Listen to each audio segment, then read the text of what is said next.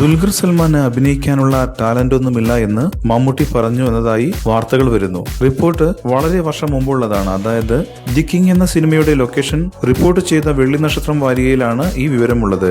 കിങ്ങിന്റെ ലൊക്കേഷനിൽ മമ്മൂട്ടിയും ശങ്കരാടിയും ഗണേഷും മണിയൻപിള്ള രാജുവും ഒക്കെയായി സംസാരിച്ചിരിക്കുന്ന സന്ദർഭമാണ് റിപ്പോർട്ടിൽ വിവരിക്കുന്നത്. അതിനിടെ ശങ്കരാടി മമ്മൂട്ടിയോട് പപ്പയുടെ സ്വന്തം അപ്പൂസ് എന്ന സിനിമയെക്കുറിച്ച് പറയുന്നു. പപ്പയുടെ സ്വന്തം അപ്പൂസ് എന്ന പേര് കേട്ടപ്പോൾ തന്നെ എന്റെ മനസ്സിൽ വന്നത് ചാലുവിനെയാണ്. പക്ഷേ അസുഖം വരുന്നതും മറ്റുമൊക്കെ അഭിനയിക്കുന്നത് തനിക്ക് പ്രയാസമായിരിക്കുമല്ലേ?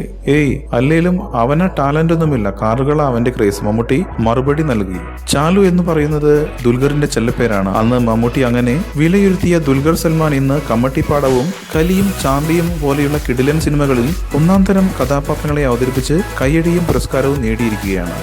കൂടുതൽ സിനിമാ വാർത്തകൾക്കും വിശേഷങ്ങൾക്കും ഇപ്പോൾ തന്നെ സബ്സ്ക്രൈബ് ചെയ്യൂ മലയാളം ക്രിയേഷൻസ്.